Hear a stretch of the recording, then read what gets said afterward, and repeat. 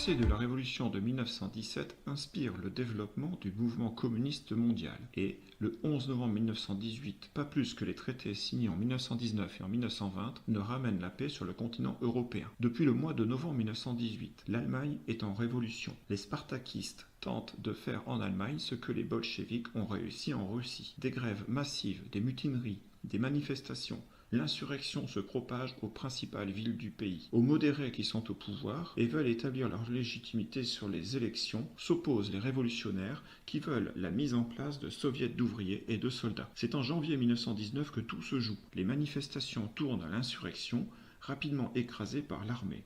Les leaders Karl Liebknecht et Rosa Luxembourg sont arrêtés et assassinés par les soldats au cours de leur transfert en prison. L'ordre est rétabli, mais le calme ne revient que progressivement. En effet, une république des conseils est proclamée en avril 1919 et résiste encore 3 semaines avant d'être écrasée. L'ancien empire d'Autriche-Hongrie a volé en éclats avec la défaite. Les différentes nationalités tentent de repousser leurs frontières aux dépens de leurs voisins dans l'attente de la signature des traités. En Hongrie, la République des Conseils est proclamée en mars 1919 et cherche à établir comme en Russie la dictature du prolétariat.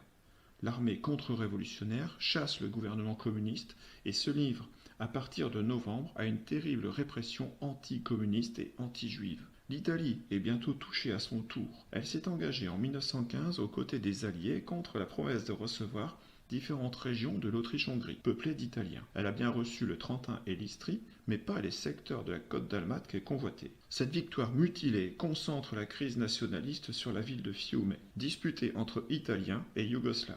C'est à cette occasion que Mussolini fonde le parti fasciste.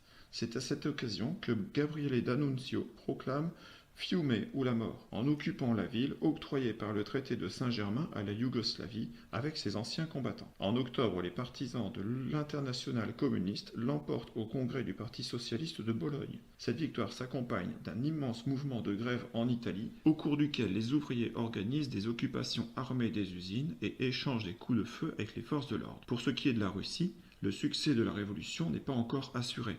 La guerre civile fait rage, opposant les révolutionnaires aux armées blanches contre-révolutionnaires, appuyées par des troupes alliées. Dans ce chaos, 2 issues semblent possibles à ceux que la guerre a déçus. Le révolutionnaire communiste d'une part, l'activiste nationaliste d'autre part. Tous deux ont pour objectif d'établir un monde meilleur, mais l'un compte le faire dans l'internationalisme alors que l'autre compte y parvenir par la révolution nationale et conservatrice. En 1919, toutes les armes ne sont pas remisées, et les conditions d'une crise sans fin sont réunies.